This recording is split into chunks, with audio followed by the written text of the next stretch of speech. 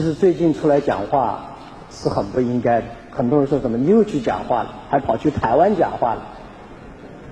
这个我还听说，这个来之前我同事不断提醒我，台湾很多人可能对你们捐助的这个做100亿意见也挺大，然后呢还有这个你现在去教人家创业也不应该，人家也不需要你去教创业。那我听了以后呢，我是这么觉得啊，好为人师是我的本性。我当师范生，当了4年师范生，教了6年书，我挺后悔的一件事情，也应该讲不应该讲后悔，反正我自己觉得有点对不起我的母校。培养了我4年，教了6年书，我去创业了，所以我一直觉得有一天我应该回学校去教书。但现在公司做成这个规模以后呢，现在公司做了这么个规模以后，已经很难再回到学校里当专职老师，所以我每年给一些大学进行一些交流。但有一天我有一个台湾的朋友说，马云你不太公平，你在北京、上海、美国经常讲，怎么不到台湾来？我想也有道理，我怎么台湾就没来讲过一次？所以那天呢，这个跟校长正好联系上，所以趁这个机会来交流一下。至于我的观点对和错，大家自己判断。当然呢，我是不怕被批评的人，因为我们这么多15年在中国大陆创业，是一路被批评和骂过来的，没有骂声我会特别紧张，因为这世界多元化了，任何的观点大家用自己的脑袋去判断。至于这2天的媒体的评论，我觉得我更加能够理解因为在阿里巴巴也很奇怪，在中国大陆我们被认为是外资企业，到了美国商务部长说你们中国企业，现在台湾又给了我一个陆资企业，所以我已经糊涂到底是哪个企业。世界变化很快，每个人的观点都不一样，但我们可以不同的观点都要共同展示未来来看待所以对阿里巴巴来讲，我们是一家很幸运的公司，但是我们所付出的代价、努力、挫折、犯的错误肯定超过大家的想象。所有成功的企业背后都是一大堆的眼泪，一大堆的委屈，一大堆的挫折，一大堆的错误。我想郭董在这儿，我们都是过来人。在以前呢，没做企业之前，我觉得小企业太辛苦。我18个同事在我们家里创业的时候，我一直在想，等我企业大了，我应该没有那么多痛苦，没有那么多麻烦，我也可以到沙滩上面去享受人生，可以抽雪茄，因为电影上面有钱的人都抽雪茄。现在发现做企业做大了，反而更加痛苦，更加累，更加艰难。每天犯的错误尽管不多，但每个错误都足够让你可以公司明天就关门，所以压力也很大。但是呢，想走到今天为止，我想跟在座的所有的年轻人分享一下我自己为什么能够走到今天，有哪些东西可以跟大家分享。第一，我觉得我的英文对我很大的帮助。我不知道现在的台湾的年轻人对英文是不是关注我是莫名其妙的在12岁的时候，到底11还是12我记不清楚了。我们家是没有人懂英文的，我爸的英文 ABC 你拆开了他不知道哪个是 B 哪个是 C 我妈更不懂英文。但是我呢，12岁突然对英文感兴趣，我就每天早上骑自行车50分钟，在杭州现在的香格里拉饭店，那时候叫杭州饭店，我在那个地方每天早上去找老外，在西湖边上找美国人，找到中国来，到杭州来访问的老外，跟他们练英文。我当免费的导游，他们这个帮我教英文。我觉得这个经历我一直坚持了9年时间，这9年对我的变化很大。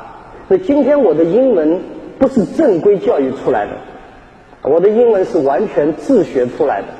这个很奇怪，那时候为了要吸引老外跟我聊天，因为老外旅游游客早上出来散步，你要去吸引聊天还不容易，你跑上去人家也紧张，我就故意在饭店门口念英文，有些词念得很古怪，发音很奇怪，老外听听好像是在说英文，好像是中文，他就跑过来跟你聊天。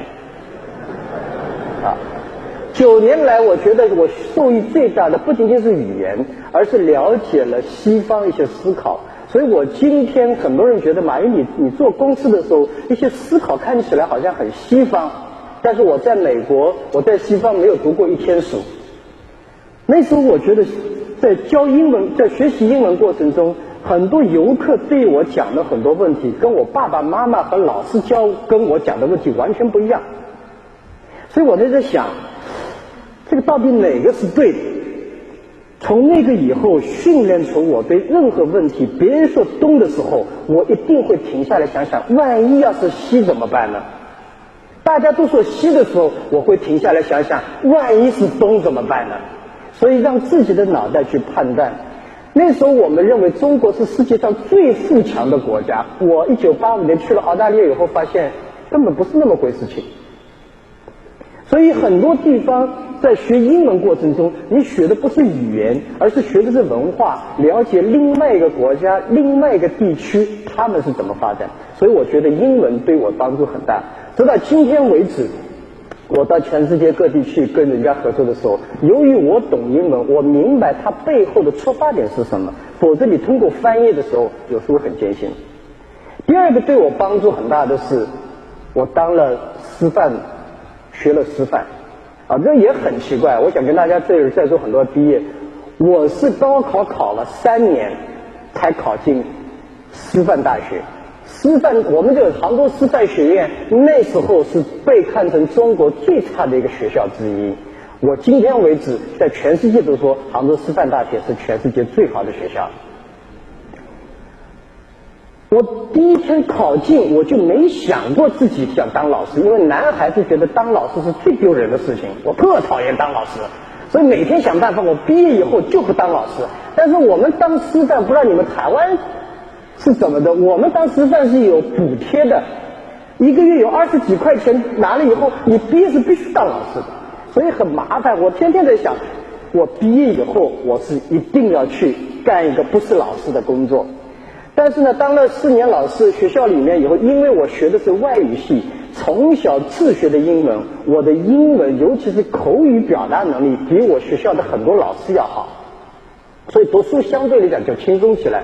我去做了学生会的工作，所以我是杭州师范学院的学生会主席，又做了杭州市学联的主席，所以每天跟学生组织工作开会搞各种各样的 party 然后帮助人们学习了一些组织能力和 leadership， 以及怎么去帮助别人，怎么去理解别人，这对我帮助很大。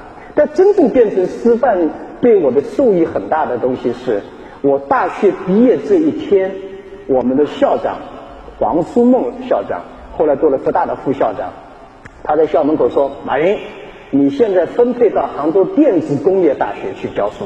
我是被分配到电子工业大学，我们整个学校500名学生，就我一个人分配到大学里教书，其他都进了中学。他说，我知道你马上要去的那个学校，你可能就要跳槽了，你在那儿给我待5年不许出来。那我呢也拎那个包要走出学校门口的时候，校长，我答应你5年内我一定不出来。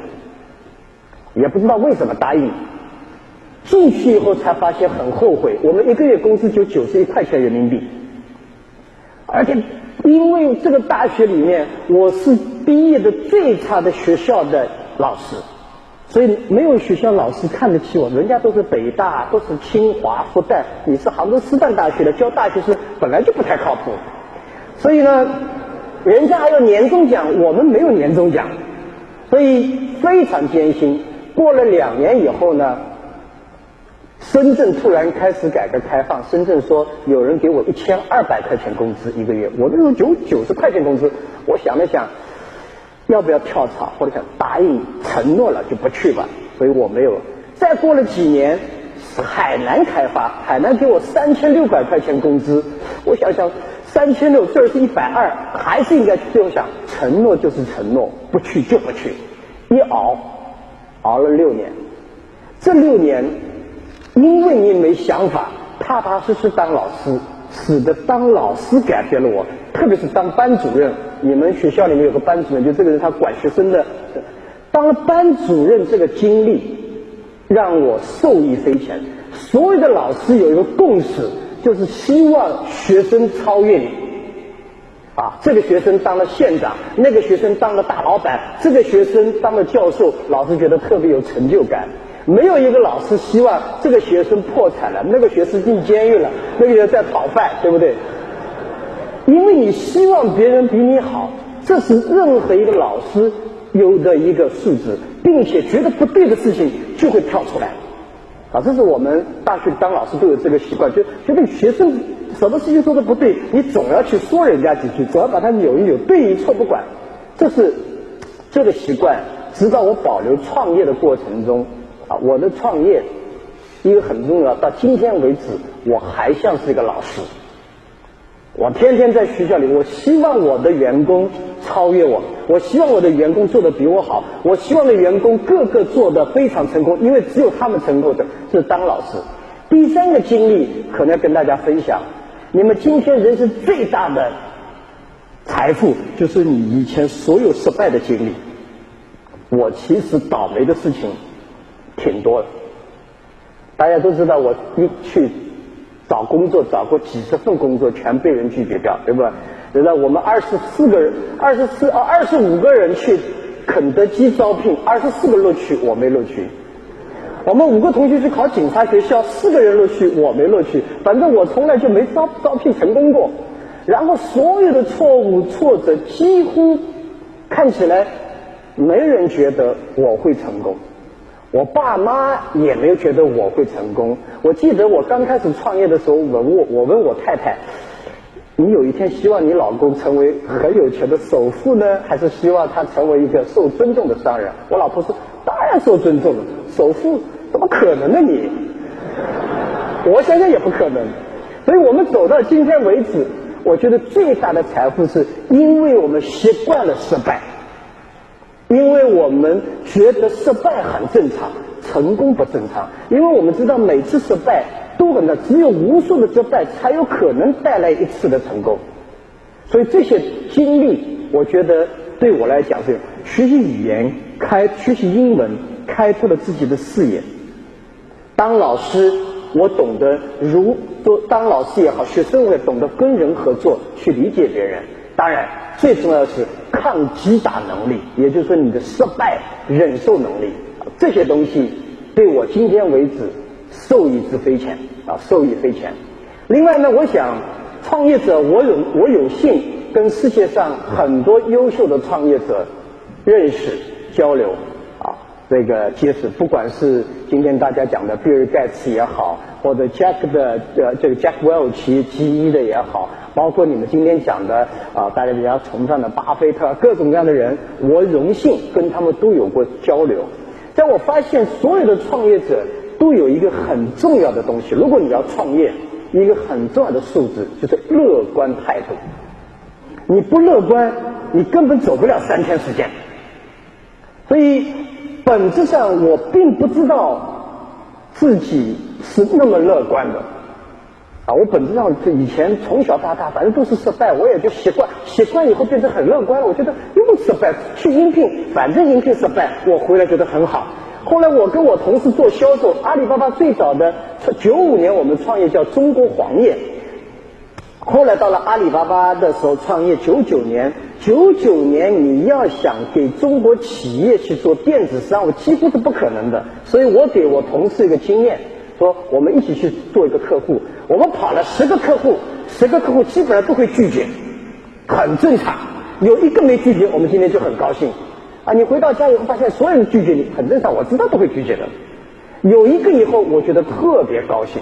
所以创业者的乐观主义精神很重要，要学会左手温暖右手，没有这个你根本走不下去。所以你自己想，我告诉你，本质上绝大部分的人都是乐观的。不乐观，不管你承不承认这个现实，大陆也好，台湾也好，美国也好，香港也好，欧洲也好，现在大家抱怨声很多，觉得大家没希望，没工作，没就业，没机会，机会都给比尔盖茨抢去了，机会都给马云给弄搞了，又来了个马克扎克伯格，各种的机会都轮不到我们。我们都有过，每一代有每一代的职责，每一代每一代的痛苦。你信不信10年以后有钱的人一定比今天多？10年以后无数新出现的创业公司今天你都没听见过，很有可能坐在你同学边上那个人10年以后很成功了，而你还在抱怨。所以乐观主义的精神是创业者一定要有。你要说痛苦，我上一次在香港有人跟我讲呀，我们创业太痛苦了，每天年轻人这个不理我那个不理我。你以为不理你痛苦，有人理你更痛苦。等到我们今天这个规模的时候，我懂是不是？找你麻烦都是理你的人，更痛苦。所以不同阶段有不同的痛苦。以前政府不关心你很痛苦，政府太关心你更痛苦，对不对？没人愿意跟你做生意，你很痛苦；谁都想着跟你做生意，你也很痛苦。所以各种各样阶段的痛苦你是根本过不了。所以我自己觉得呢，我们乐观，相信明天会比今天好。第二个，检查自己的问题。我发现所有失败的人基本上都是哎呀这失败了，那都是他，没有他我怎么会失败呢？然后我这个都是别人的错。只要说别人错的人永远不会回来。我的合作伙伴很多，这几年我一直在关注，因为说实在，如果在座很多人想做创业，有一样东西我恳请大家注意，多学习别人失败的经历，少学别人成功的经验。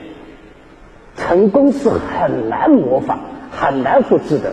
成功啊，就说练金庸舞，这个郭靖啊，这个大家知道郭靖，金庸小说里那个郭靖武功高，他除了有碰上好的老师，还吃了一条蛇，哇，雪莉的各种奇奇怪样的奇遇很多，你未必能碰上这些奇遇，但是失败都是差不多的。做企业，我们中国大陆称之为下海，下海有点像上战场一样，活着回来就是成功。做企业就打仗一样，你打仗了，你活回来那就是成功了。所以某种上老兵和新兵是有差异的，新兵是一声冲锋就上去，老兵听听机枪队躲在角落上慢慢冲出去，新兵都乱跑的。所以我们做企业做创业者一定要知道哪些死门是不能去干，哪些人为什么就成功的因素千千万万，但失败的因素都是差不多的。你把所有失败的人的经历合在一起一比，你发现就这几个错误。把这些错误你认真研究，为什么他犯这个错误，我告诉你，你也会犯。如果你不知道，如果你甚至你不去尝试也会犯。所以我希望大家多花点时间在别人怎么失败。如果你碰上挫折以后，一定要检查自己的问题，不要去指责别人啊。第三个要素，创业者的要素非常关键，就是超越一般人的坚持能力。不坚持，你说人家说马云，你想过放弃吗？这问题啊，我基本上是这10多年来晚上经常想，不想干，真没意思啊！要早上起来还得再干。但是我们创业也一样，我发现年轻人晚上梦想一大堆，晚上想想千条路，早上起来走原路。啊，明天干这个去了，醒过来又打又去干去了，对吧？但是呢，我们今天做这个企业过程中，坚持是因为到今天为止，我是不能退下来，不能退下来。当年是觉得一种激情，一种冲动到做了以后，跟你的人越来越多，有互相鼓励。一开始左手温暖右手，后来是团队互相鼓励。所以梦想是什么？梦想和理想是有差异的。我想再说，绝大部分人是有梦想啊，你有梦想，你想干嘛？你今天想当飞行员，明天想当教授，后天做企业家，这称之为梦想。我认为的梦想和理想的差异，理想是有一帮团队的，有一帮人共同认成，一帮人共同的理解支持。如果这样的话，理想是要变成现实，理想是要一步一步的行动往前挺进的，这样才有可能引进。所以如果你要创业，你要问的一个问题是，有谁跟你一样的想法？其实我很幸运，阿里巴巴这几年创业，我是兔子先吃窝边草，我先说不清，跟朋友们所谓的朋友、同学、学生，你们有没有兴趣？如果同学、朋友、学生都不相信，估计戏也不大。但是我也做了个，我1995年做中国黄页，刚开始创业的时候，我从美国发现了互联网，回到家里面，我请了也是23个朋友在我们家开了2个小时的会，最后22个人反对，1个人支持。其实有的时候记住，大家都反对的事情，说明机会如果做对了，这机会很有戏。大家都支持的事情，一般来讲要小心啊。我们的蔡总经理知道，我们每次这么多年来开会开的最多的时候，基本上如果我们做一个决定要做一个方案，绝大部分人都同意的时候，我是特别小心，我觉得这东西基本上要完，因为你的对手也是这么想的。大家都认为可以做到的事情，一般是很容易做，别人拷贝也快，而且大家都认为很容易的事情基本上没人会努力。只有大家都觉得这好像看起来不太靠谱，我觉得有戏。我们永远要想不同的方法角度去看这些问题所以这些是我自己看来在创业过程中很重要的一些基本的要素。多花点时间去学习别人失败的经历，多坚持，其实就坚持一刻，再坚持一会你就不一样。你说委屈，如果怕竞争，你竞争行了；如果你怕竞争，你就别做企业；如果你要怕被人骂，那你就别去创业。创业本身就是跟人家不一样的想法，所以我想，这是我对3个字。基于这个呢，我也想跟所有的台湾的年轻人交流，这世界现在是最佳的创业机会。我不是来忽悠大家，反正你们创业了以后是不是来跟我竞争的，对吧？为什么现在是世界变化最快的时候？从来人类社会没有碰上过这么一次机会。第一次工业革命，英国发明工业的蒸汽机，释放了人的体能，无数的工业起来。第2次工业革命，这就是美国的电和所有的能源发展也是进一步。这一次的技术革命，以互联网为基础的这个工业革命，实际上释放了人的大脑，释放了人的智慧，才刚刚开始。互联网真正上用就20年，未来30年，大数据、云计算，整个的变革远远超过大家的想象。我前段时间在杭州，我们成立了湖畔大学，全部是创业者的大学。我面试了8个年轻人，他们那些 idea proposal， 我听了2个小时，我是心里发虚的。我在想，幸好我是15年以前创业，现在还不被这批家伙搞死。他们用的技术，互联网、数据思考完全不一样。互联网如果上世纪是 IT 时代，未来的30年是 DT 时代。IT technology 和 data technology 是完全不同的思考。IT 是以我为中心的， DT 是以别人为中心的。IT 是我知道，最好别人不知道。DT 是只有大家都知道的情况下，我创造一种新的东西。原来是公司越封闭越好，现在的社会是越开放越好。所以整个思想观念它不是个技术的变革，而是思想观念的变革。所以我从来没发现过现在这个时代是最好的时代。我们今天很多人在抱怨说我们今天没有机会，不对，今天的机会很大。今天经济的是下滑，传统行业走得不好，有人说哎呀，我们这个超市现在不好卖，都是因为淘宝。我告诉你，没有淘宝你也会不好卖，跟淘宝没关系。社会的发展就是这个样子，因为消费者的需求越来越个性化，社会已经走向了在 IT 时代一切讲究标准化、大规模流水线这条线，到今天为止整个社会走向个性化，论价值不论价格。所以整个的变革是我们年轻人今天台湾年轻人和全世界年轻人一样，我们的知识结构，我们对电脑、对手机、对移动互联网、对大数据的理解，一定超过我们的父辈。你想想看，我经常有人说做手机，有些人跟我讲，手机屏幕太小。我说不是手机屏幕太小，是眼睛花了你。年轻人觉得正好。在这里面不断在变革，不断的，所以我想告诉大家，进入了 DT 时代，人类已经从简单制造走向了真正的创造、创意和创新。只要你有想法，你是有机会把它做出来的。今天在淘宝上，我觉得很多年，我是4、5年以前被一个大学生卖的东西给撒在那儿。那大学生说网上卖蚊子，夏天的蚊子的标本，这个蚊子怎么卖标本？而且卖得很好。他说他在夏天复习功课的时候，蚊子咬他，他就把蚊子抓住以后，把它做成了标本，给女孩子做成耳环。尽管在网上在预售，结果呢，预售了几百只蚊子，有女生把钱先付给他，要做2个一模一样的蚊子。他说对不起，这2个蚊子没有，天下找不到2个一模一样的蚊子。这种创意想法很有意思。最近你看看，前2年在淘宝上卖的，这阿里巴巴网站上卖的很好，这个美国的这种黑人经常用的是假头发啊。有一个人从阿里巴巴网站上买了个假头发。结果呢，去跟男朋友去游泳，哗，这假头发都是胶水，全粘在头上。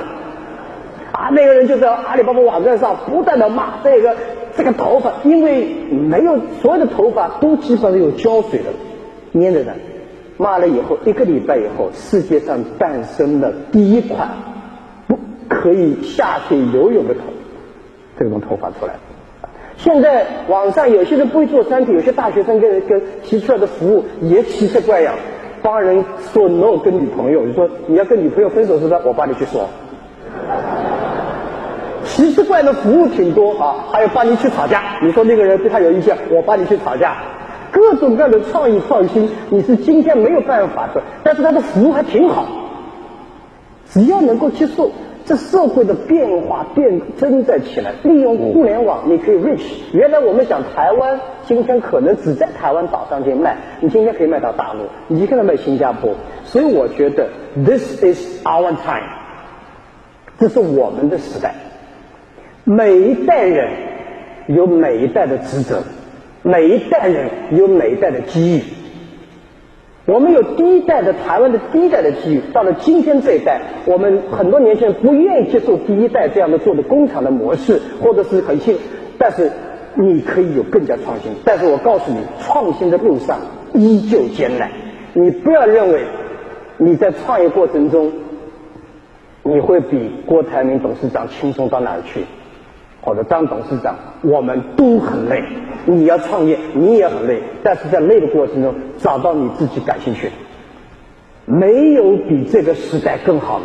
因为这是一个变的，人人在叫。现在是政府不高兴，老百姓不高兴，企业不高兴，大家都不高兴，你跟着不高兴，你只是倒霉鬼。大家都不高兴的时候，才是机会来了。什么是机会？人人在抱怨的这项东西，你把它解决了，这就是机会。机会最怕的是轮不到你，凭什么你可以做到？是因为大家都不看好，你去把它看好，或者你有自己的 passion， 你有自己的激情，你有自己这帮人可以做。所以这个社会未来20年少听专家，我觉得用自己的脑袋思考一下，然后找一些志同道合的人，然后给自己一个决心，我干5年10年一定把它做出来。所以阿里今天是这么走过来的，我相信你们也会走，这条路是所有创业者都走过的路啊。所以我想先简单的跟大家分享一下这些基本的 principle 啊，基本的一些原则。接下来是不是要有交流？因为时间是对吧？谢谢大家，先聊一聊，我们接下来交流好不好？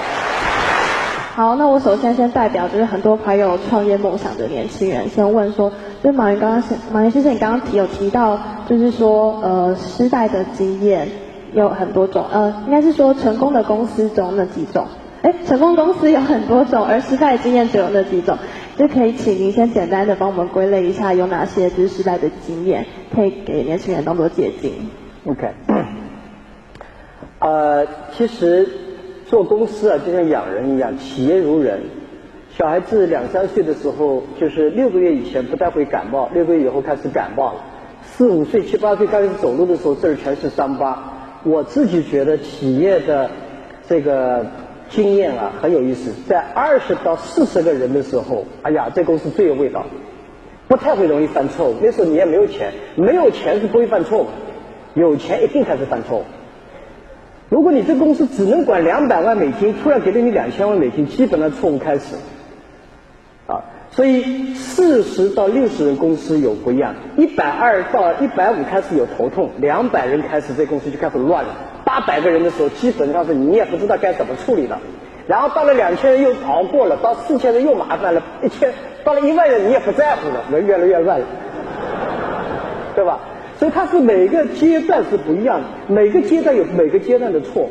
所以如果我觉得你比方说刚创业的过程中，找什么样的合伙人、合作伙伴是很关键的。我发现，刚开始创业的时候，找5个，我有几个就找5个 MBA 一起联手创业，基本上不会成功。大家在讨论战略，花很长时间，你没人干活了，天天吵架，对吧？我们也吵过，我们曾经啊，刚刚有钱，我记得我们融资的500万美金的时候啊，太有意思了。我们觉得这下有钱了，因为以前我们只管过200万人民币，有了500万美金以后，租的办公室要漂亮一点，请的这种高层人员，统统是请这个跨国公司的副总裁，那必须得要有这是什么 Oracle 的，那个是什么American Express 的，全部出来是给投资者，好像我们那时候都是给投资者讲话，跟投资者讲，你看我这是某某公司的副总裁，这些人都不会干活的，绝大部分是干不了活的。我记得有一次我们要想做一个 marketing 的 plan， 我们总共500万美金，我们的 marketing 副总裁做了个 business plan， 说明年我们花掉1100万美金。那我说我们总共500万美金的公司就500万，你怎么做？他说我从来就没做过2000万美金以下的 deal。所以第一个错误，不要找最好的人，找最合适的人。你的年轻人会跟你一起成长。我经常讲，就不要把波音747的引擎装在拖拉机里面，一装以后拖拉机也崩溃掉了，引擎也飞不起来。所以找合适的人很重要，这些人跟你吵吵闹闹，但是大家共同达成的东西是这样。然后呢，你再，比方说我去看有些公司，我记得阿里巴巴有个经验告诉大家，我们是在家里创业，在我的 apartment 里面创业，就是 garage 创业。我们到后来已经算比较成功了，4年以后，阿里巴巴已经算是有几千万美金的融资进来了。我们在全国各地的 office 招聘的时候，依旧是一些 apartment 的招聘。原因是告诉那些年轻人来应聘的时候，发现哇，这公司怎么那么破烂啊？他心里的期望就已经调整了，他觉得哦，也看到这公司我很辛苦，所以呢也没什么钱，只要努力就行了。如果你的 office 很漂亮，你总觉得，我觉得有的人也可以创业，先租一个大 office， 弄得很漂亮，总共2、3个人，总觉得里面应该把人填满，然后进来的人觉得哇，这么漂亮的公司肯定有钱，肯定条件不错，大家期望值全乱了。所以我建议大家，你每个阶段都有每个阶段的困难，但是每个阶段你要自己非常小心，在用人在用人方面、用场地方面、买设备上面，这些错误都会来。所以每个阶段都不一样。你如果问我今天最大的错误会怎么样？有的时候啊，有些错误就像下围棋一样，多少年轻人在下围棋，一颗棋下错以后，千万不要去补救，你越补救这个棋越错，然后打起来。有的时候我忽然发现下来不错棋，过了会儿看看，哎，还是蛮好的。所以犯错误很正常，不承认错误很不正常。我们每一次要解决，这就是错了，那我要用我的办法来解决它。所以大企业痛苦，我现在也很痛苦，就以前没人找我，现在人人找我，对吧？以前是我们问别人要钱，现在人人问你要钱，都很大的麻烦。哇，谢谢马云先生精彩的回答。我自己是读 BA 的，回去也要把这些抄在笔记本里。哎，那个可以先喝一点水。没事。那婷如，你有没有什么想问的呢？马先生，我想要请问，就是现在很多青年的小型创业可能都是迎合自己的需求，那可是这个需求它不一定会跟市场的需求有配合。那就是在我相信台下有很多同学也是想要创业的，那就是我们在创业的一开始的这个阶段，我们要怎么去知道说我们想做这个全新的产业，没有试过水温的产业，它是可以在市场上发展的。 OK， 我不太喜欢 MBA 的创业模式，把问题分成这个行业有多大，未来前景很好，所以我切入这个行业，这个基本都不靠谱。所以你其实很快就能判断出这个人是创业是一只狼还是一只狗。狼性是根本不在乎行业多大，他杀进去就做自己感兴趣的，做自己想要做的事情。其实行业好跟你没关系，好行业里面烂企业一大堆，烂行业里面好企业也很多，你没必要说我分析。我发现很多这个风险投资去就说一个 PPT 做得非常漂亮，这个行业一年有1万亿，好像1万亿跟你有关系，跟你没关系。创业者一定是选择自己感兴趣的东西，这个感兴趣的东西，并且做最容易的东西。大家记住哦，如果你们开始创业，一定要选择自己太想做这件事情，谁也cannot stop you， 而不是别人都在做这件事情，所以我也要做这件事情，是我太想做这件事情了。第二，做这件事情过程中，从最简单最快乐的事情做起。如果你搞个 MBA 的人呢，就教你什么叫做最重要的事情和最具战略的事情，你战略还没做完都死掉了。所以你现要的是找最容易的活下来。所以我要觉得少看哪个行业，制造业非常不好，也有非常好的。互联网说是哎呀好的不得了，请问前10年死掉了多少互联网公司？做搜索引擎的有多少？活下来的是几个？不是人人都可以成为有人说你看比尔盖茨从哈佛辞掉了学校来创业成功的，杨致远从斯坦福辞掉了，进入了创业做雅虎，全世界就这么2个人，倒霉的有多少？你有没有去算过？所以我建议大家，你做这件事情的时候，一定是选择自己特别感兴趣，早上醒过来，晚上睡觉就想做这件事情，不管别人喜不喜欢，反正我喜欢。然后开始一点做最简单最容易，一步步去走。所以我希望这个是基本规律，这是基本规律。没有一个人还没有钱去做重要的事情去。公司大了你要挑着战略重要，公司小了活下来让自己开心。因为刚开始创业的时候是很不开心的，所以你很不开心的时候，你一定要做工作是开心。如果创业过程困难很多，做的事情又不开心，你创业干什么？所以这是我的建议。就是热情嘛。热情，你的梦想，就你想做这些事情，是你热爱，你觉得它会给别人带来快乐，在你做的过程中，给自己也会带来很多快乐。这样的事情去做，千万不要如果你没有这种想法，大家记住创业还有最好的一个途径，不是每个人都可以当老板。他有不同的技能和训练，你不会当老板，但你一定要会挑谁是最好的老板，就是这个人将来会成功，你就跟着他，然后死扛着。阿里巴巴第一次上市2007年，我们100万富翁和1000万富翁公司里面诞生了将近几百个。那时候2008年、2009年，我跟我的同事讲，我说我们为什么那么有钱？难道我们很聪明？我看未必，反正我是不聪明，高考考了那么多年，对吧？从来没好过。我们很能干，比我们能干的人多了去了。我们很勤奋，中国勤奋的人太多了。原因是什么？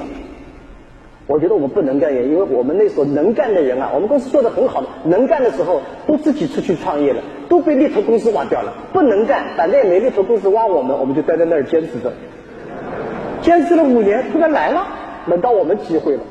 所以一样的道理，一个坚持，一个是自己有派去做，第二自己派去做没有把握的时候，找到一个比你厉害的人啊。其实你讲，如果没有你们台湾这个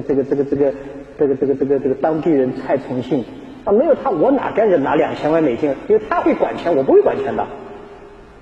你没有找到这样的技术，比方说没有这个王坚博士这样的技术，他的对这个我怎么敢冲进云计算？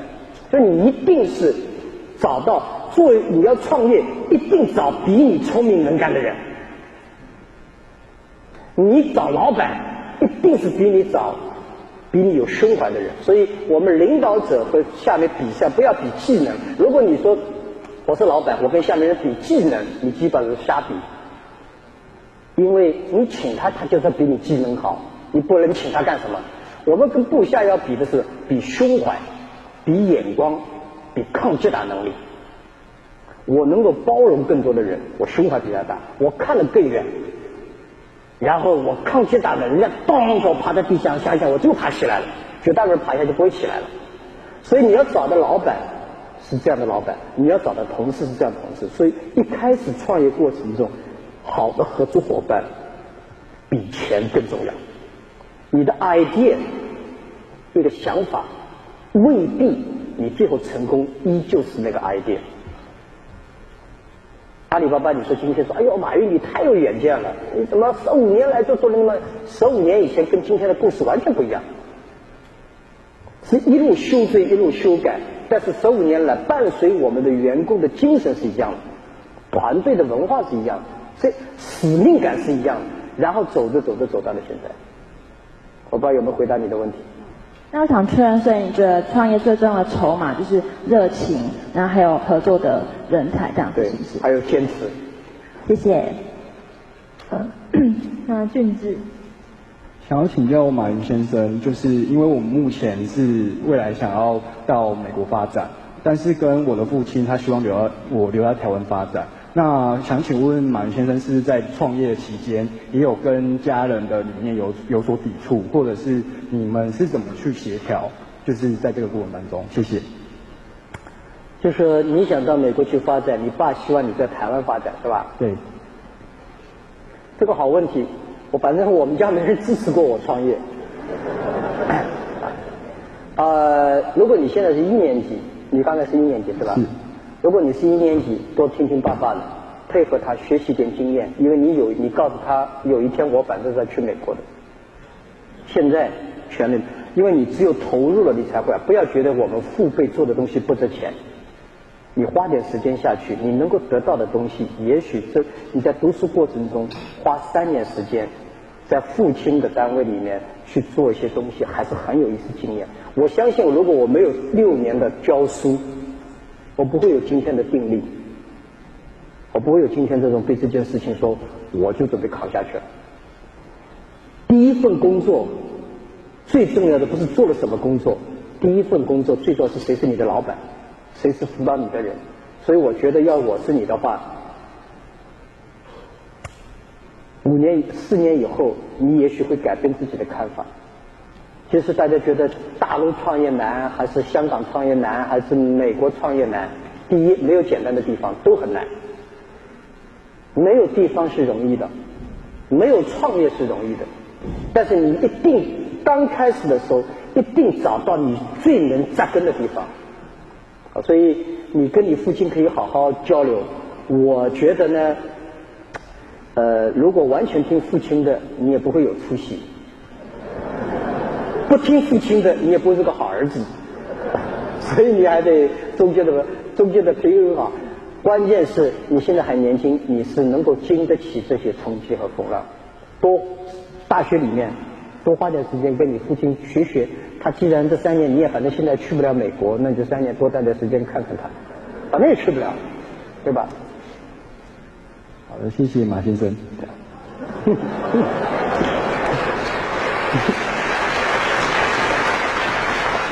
大学的时间真的非常宝贵哦。刚刚有提到，就是新雅她去年有到阿里巴巴的杭州总部实习，那关于这个你是有什么想问的呢？我想请问，就是我去年有遇到许多来自中国大陆、然后香港跟台湾的学生，然后去年是第一届就是这样的实习计划。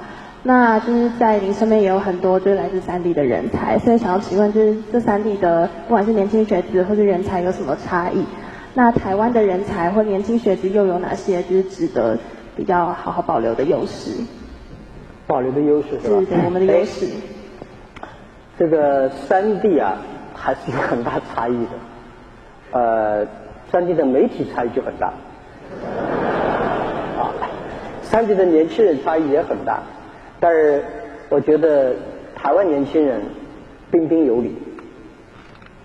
我每次跟台湾人交流的时候，我觉得心里面啊，怎么那么亲切感啊？第二，他们讲话就是那么舒服，觉得无论他们的普通话也是软绵绵的，给人感觉体验很好。大家知道，21世纪在 DT 时代一个重要的 quality 是叫体验，不是服务。客户要的不是服务，客户要的是体验。大家有没有觉得服务？我经常在中国的餐厅里面，大陆的餐厅里看见，哇，门口见了20个姑娘，说客人来了，客人好，对吧？老板好。其实老板客人一点都没觉得好。其实叫一个人就够，他就让你感受到像回到自己家吃饭一样，这叫他要的是体验。为什么女性创业者在21世纪越来越多，女性领导越来越多？因为人类到21世纪要求体验越来越好，而体验是跟文化是有关系的。台湾年轻人，我自己觉得，我接触的很多台湾年轻人，他们很理性，很有学识，很有教养修养，他们沟通的方法，我觉得这个可能是个很了不起的一样东西。所以对阿里来讲，我们这次的这个除了100亿的这个基金以外，我们还提供200名台湾的年轻人到阿里巴巴系去实习和学习啊。每年我们希望能够大家来，因为主要是加强沟通，了解我们到底，因为大家只知道淘宝这个挺大的，但它到底里面怎么运营的？比方双11啊，11月11号我们这个光棍节，一天要卖票571亿人民币，它是怎么组织起来的？让更多的年轻人知道以后，他们回去会带来更多的创新力量。所以我是蛮期待的，这个台湾的大学生能够，我们至于留不留在大陆创业，还是留在台湾创业，去香港去美国，对我来讲，我是个创业者，我永远对年轻人感兴趣，所以我希望年轻人应该是扎根于台湾，放眼世界，哪儿跑都一样啊。最得意的是跑到，如果有一天在座的人有一天我跑去挪威，你说20年以后可能呀，当年我在你这儿实习过，这种感觉就很好。所以我希望的是这种机会能够给更多的年轻人。这个社会的希望一定在年轻人，这个社会的希望一定是年轻人不断的创意创新，我们才能够活得好。所以这是我的看法。好，谢谢。那就是帮台下就是很多想要也对阿里非常有兴趣的同学问马云先生，就是如果想到阿里工作或者实习的话，有没有什么必要的条件啊，或是你们会怎么挑选人才？我们挑选人才呢，当然现在跟以前有一点不一样，我很少看简历的，我自己挑人才不看简历，因为我相信我的简历拿出去没人要我。真正的是我要的第一个是他有学习能力，他不断的学习，因为这个行业在座每个人记住，好处是在进入 DT 时代，就 Data Technology 时代，大数据时代，没有人是专家。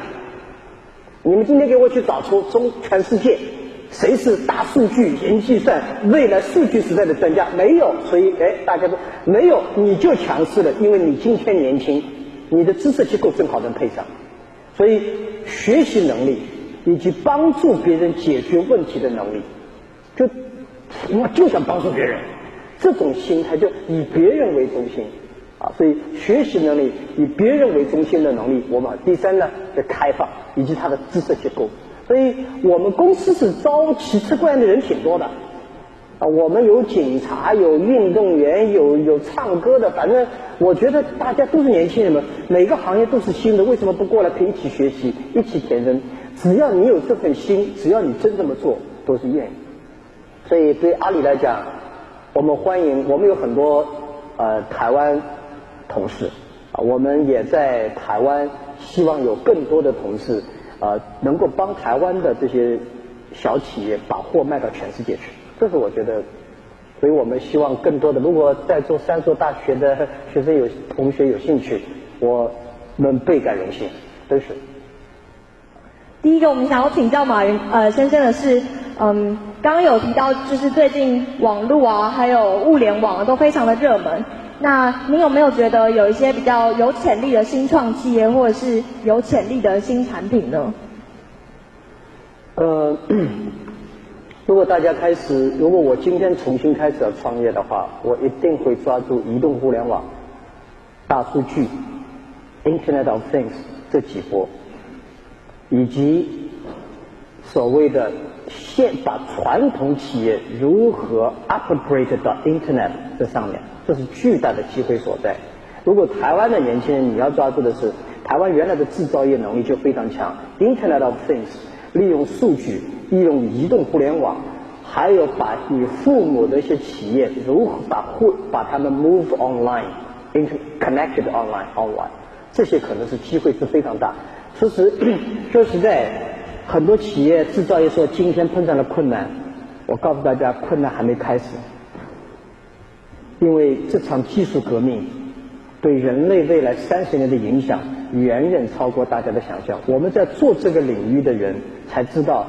机会之多，所以昨天的成功者往往今天会很倒霉。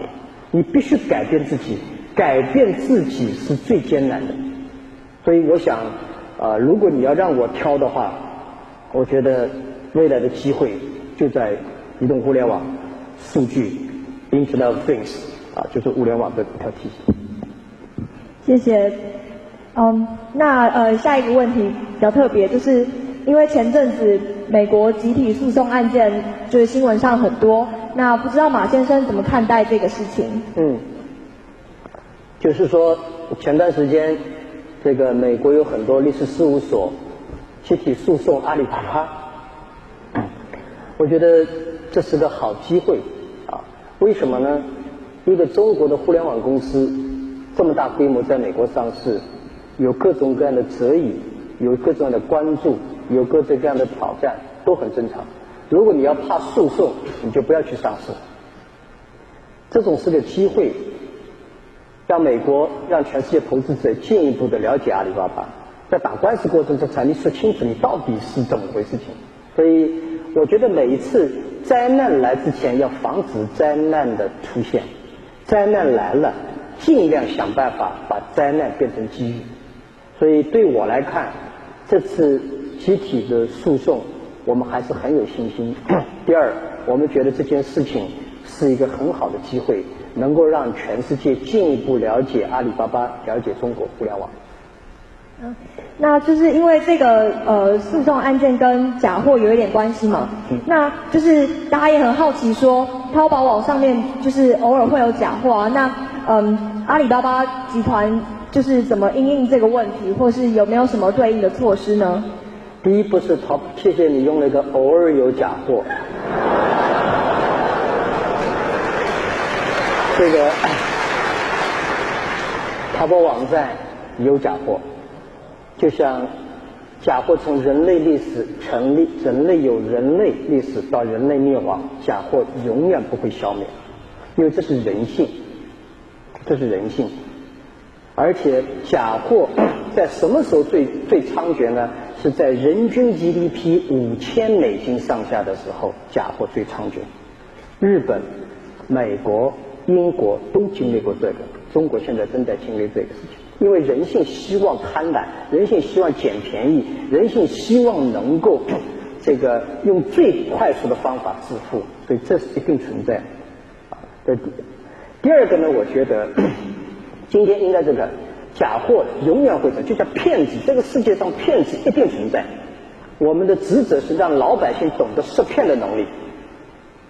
只有你真懂得识骗的能力，骗子才生存。就是我觉得很好奇啊，我以前收到短信，经常说，哎呀，把钱打到什么什么银行，每天这样的短信，难道真有这么傻？这世界上就有多少比例人就是很傻，他就是会这么上当，然后骗子就这么自行升上来。所以我自己觉得呢，淘宝作为一个互联网电子商务的公司，阿里巴巴，我们有职责把假货进行消灭、打击、处理。但是在这个过程是整个社会的综合治理，中国正在这个阶段。第二个，你们可能不知道这个统计，线下假货的投诉率是10,000,000%，网上的假货是86,000,000%。也就是说，网上卖假货其实是你如果这么，因为由于支付宝以后是7天无条件退货，你买了以后是不要的，你就退掉它。那个卖假的人就倒霉。但是现在呢，有的人你看那假货的识别能力，他说58块钱想买个劳力士手表，那你也没办法啊。还有呢，我自己觉得在这个社会上诞生了，很多人以为我找了个理由叫做网货，假货和网货是以创意、创新、创造出来的一些商品。未来的世界基本上是以创意、创新、创造为主流的一些网上全球营销的商品。所以呢，在淘宝上确实说，比方说我发现很多老太太，四川人，她做腊肠特别好，她没登记过，她也没注册过，你说她是什么货啊？所以我自己觉得这个世界正在发生新的一种变化。但是今天我们打击假货的能力已经远远超过任何线下的组织格局了。阿里巴巴怎么处理呢？今天我们跟公安部和几个部局是联合，因为网上谁买到假货一投诉，我们就能追到谁在卖假货，谁卖假货我们马上能够根据 IP 地址和所有能够找到谁在制造假货，然后公安部门就上去一个个打击。其实前一段时间在广东和福建的很多假货集团曾经发过他们自己的通令，就是说不许在淘宝上再卖，因为它会被追查出去。线下其实你是很难找到真正假货的根源，由于出现网络以后，它能够追踪速度会非常之快啊。所以某种程度上，本拉登以前抓他的时候，他没有这个不上网，你是很难抓，不用手机是比较难抓，只要一上去马上就救助。所以今天大数据已经能够对假货的精确打击超越水平，所以我们对自己还是有信心。这个情况是在好起来，请大家记住，这情况如果不好起来，淘宝不会越来越受欢迎。如果都是假货，因为淘宝很明白一个道理，人们在网站上买到假货，他不会骂那个卖的人，他骂的是淘宝网，最损害的是我们。所以我觉得这也是我们企业到一定规模的时候必须承担的责任，必须要做的事情。那就是除了假货之外啊，就是阿里巴巴在过去有没有就是遇到最大的瓶颈是什么？或者是说您预估在未来的多久的时间内还会有什么潜在的瓶颈可能会发生？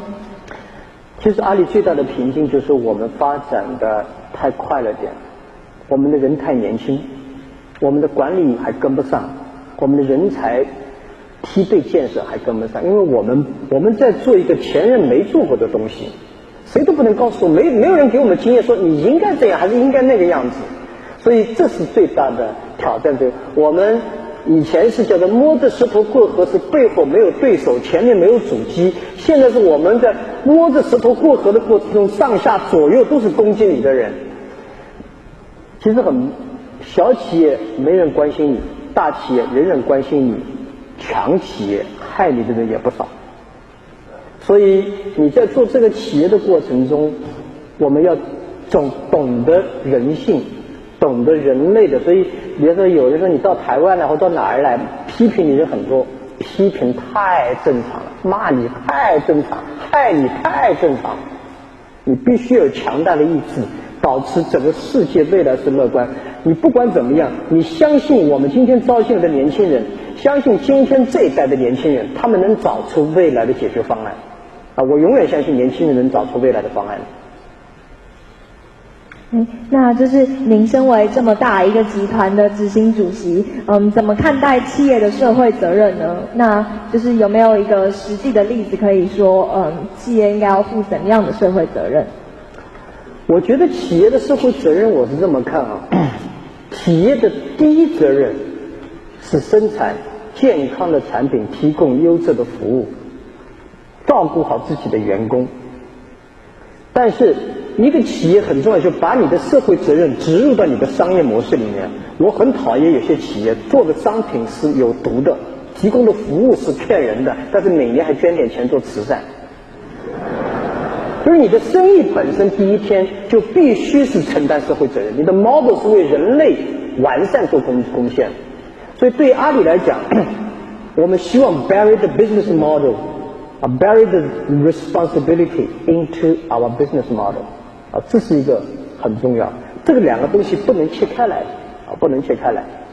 第二个呢，我觉得对阿里来说，我们很荣耀。我觉得今天的年轻人跟当年真不一样。很多人对今天年轻人说：“哎呀，你看咱们年轻人一代不如一代。”我觉得年轻人是一代比一代。我爷爷说我爸不如他，结果我爸做的比我爷爷好。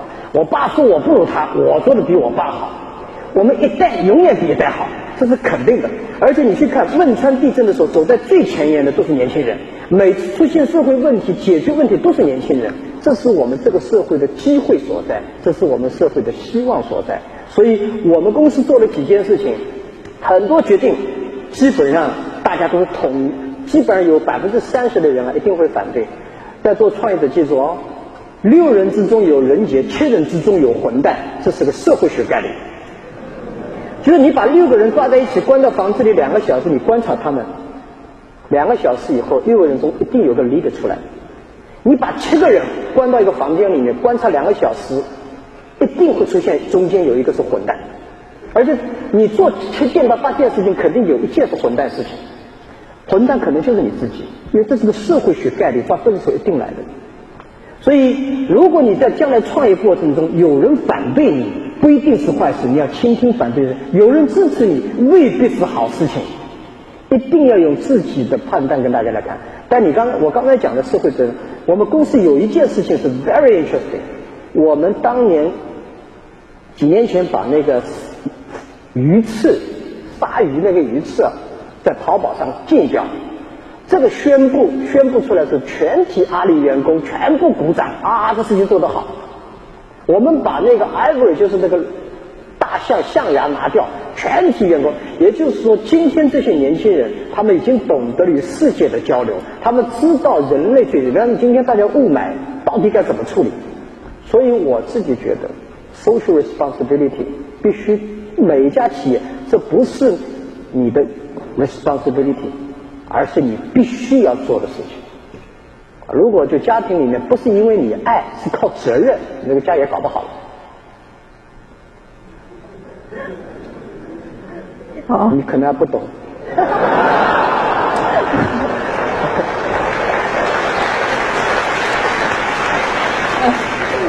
那就是接下来我想问问，就是马云先生对于阿里巴巴未来10年在全球的布局有没有什么看法？然后是依照怎样的一个逻辑来布局的 ？OK， 我觉得阿里在未来呢，我们很荣幸走到今天。如果今天再为去挣钱、去努力、去干，我觉得对我本人来讲意义不是太大，对我们公司的一大批高管来讲，创业者来讲也意义不大。但是当新进来的员工，我觉得如果你员工到你公司将来工作多少年，买不起房买不起车，当然买不起房买不起车很正常的，但是到阿里巴巴这家公司，我们总希望给人家留下希望你是可以买起房买起车。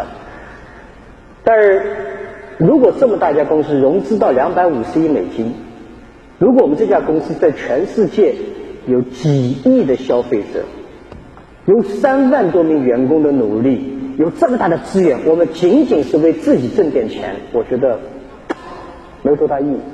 实在每一天太辛苦了。我每天考虑的是什么时候能够早点退休，太辛苦了。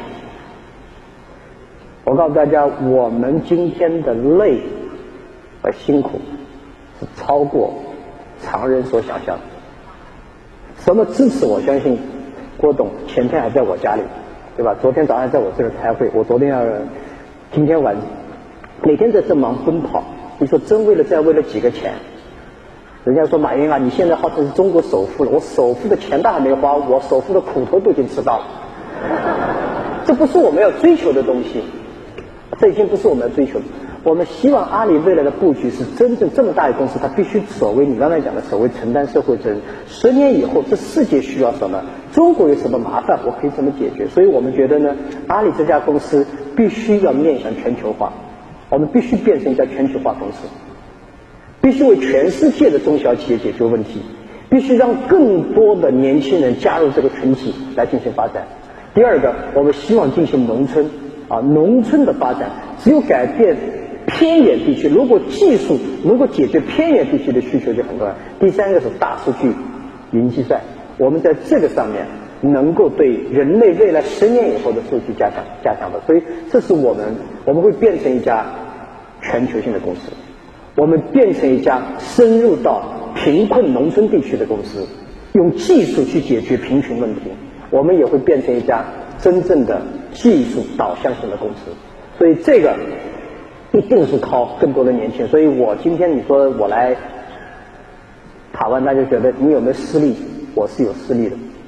我的实力很简单 ，We are business。我们希望更多的年轻人加入到大数据时代，加入到互联网时代，实现自己的梦想，实现别人的梦想。这个你说我今天一定要把我定位成为大陆到这儿来挖人才干嘛？你说我不喜欢台湾年轻人是虚假的，但是我没想过把你们挖去大陆去干活，你们在这儿好好干，我也很高兴。这就是我们觉得今天应该世界已经平了，大家都应该是放眼全世界的市场来看问题。那么您带着就是阿里这辛辛苦苦15年来，有没有什么您最自豪的企业文化可以跟大家分享一下？我们有6大价值观：客户第一、敬业、激情、拥抱变化、诚信。当然我觉得有一条我想跟大家讲的，我们最重要的与众不同的文化叫拥抱变化。我们永远在变化之中。我们知道，因为我们不变化，竞争对手变化我们，市场变化我们，所有变化我们，所以拥抱变化，说的不好听一点叫善变，说的好听一点把握未来。今天的速度变化之快是远远超过大家想象的，所以到阿里巴巴来的员工，很多人最头痛的问题、最痛苦的问题，3年内换了7个老板，换了5个部门。但是我们不这么变化，因为今天已经没办法变成固定做你自己，竞争对手在变化，市场在变化，技术在变化，各行各业都在变化，所以如果你不变肯定。所以我觉得以万变引万变，但是不能变就是你的使命、你的价值观、你对社会的热爱、你对未来的乐观、你的坚持的精神，这些东西不能变。其他的商业模式、团队组建，我该怎么变怎么变。所以我觉得跟大家分享，如果你将来拥抱变化，是我们这家公司15年来最大的一条。那我们想再请教一下，就是您怎么看待台湾的创业环境？那昨天刚宣布的那个100亿的创业资金，为什么是选择台湾而不是其他地方呢？台湾的创业环境应该是非常好的。如果台湾不好，就不可能会诞生像台积电、富士康我们张总这样的优秀的企业一大批。所以有非常好的良好的环境，但是这个世界现在在发生很多的变化，这个变化过程中，很多年轻人有抱怨，很多年轻人迷茫。我告诉大家，你们父辈在你这个年龄的时候也迷茫过，我在你们这个年龄的时候也特迷茫，也很沮丧，觉得啥都不是我的机会，什么都没有。但是我后来，所以我们觉得要改变社会，改变世界。我努力了发现以后，只有改变自己才能活下来。改变世界不是你的职责，是奥巴马的职责。我们这些人改变自己，适应未来，建设自己是最重要的。所以我希望大家年轻人沮丧、挫折、难受都很正常，但这是一个每个人都有，每一代人都有啊，每一代人。所以台湾的创业环境，每一代都诞生了优秀的企业，所以我觉得环境是不错。但为此你说我选，其实我没有光选了。我们上个月宣布的是香港，这次是在台湾。那台湾我觉得大家都是华人，文化沟通。第二个，我觉得台湾特别亲切感。我觉得这些年轻人一聊，大家很多东西就可能很快就第三，我要感恩台湾，台湾很多同事在我们公司里面干得非常的不错。我们这100亿不能解决台湾什么问题，我们也不期待说，哇，台湾创业还需要阿里巴巴，不需要。我们只是表达一个心意，我们相信，今天很高兴的看到很多的企业，台湾的企业、大陆企业愿意加入我们这个基金，来共同帮助年轻人。但是我们今天呢，先自己干，我说我们来做小白鼠，1年后我们再来 review， 我们应该怎么做，可以做得更好。因为我们每一个时代、每一个地区、每一代人最大的希望就是年轻人。所以我觉得投资这件事情，我对公司也好，对我们也好，对大家都很好的事情，都应该做下去。那精彩的时间过得特别快了，已经最后一个问题了。那我就帮大家台下的朋友问那个最想问的，就是那个100亿的创业基金要怎么样才能拿呢？或是有什么条件才可以使用？好，我们将成立专业的团队来评估啊，这是脱离阿里巴巴，不是以阿里巴巴这个来控制。我们是请专业的团队来进行评估，大家把计划方案报给这个专业团队，他们会在台湾本地服务大家。但是呢，第1年我也跟大家诚恳的讲，我们主要支持的是台湾本地的这个年轻人如何把台湾的产品、农产品、工业各种各样的创意性产品、制造性产品、台湾的服务，通过阿里巴巴系卖到大陆，卖到全世界。我们主要支持这个，原因也很简单，因为这个是我们懂，我们可以帮得上忙的。有些东西帮不上忙的事情，只是把你也害了，把我也害了。这个经过1年以后，我们总结经验 review 以后，然后我们再来跟大家分享，是再扩大获得的。我们在这个基金呢，是一个 non-profit 的商业机会，也就是我们赚的所有的钱都会继续投入这个基金，让这个基金不断的扩大。我们不是一个公益基金，但也不是为赚钱而做基金，我们就希望年轻人用好这些钱，创造更多的服务和产品。但有一点是跟大家讲，对我们的好处其实蛮大的啊。这100亿，如果年轻人有很多年轻人在网上，在淘宝上面卖台湾的农副产品和服务，对全世界淘宝市场会更加繁荣。但千万不能卖假货，我也会追杀到这里来的。我是会追杀到这里来的。那真的非常感谢马先生精彩的回答，让我们真的收获非常多。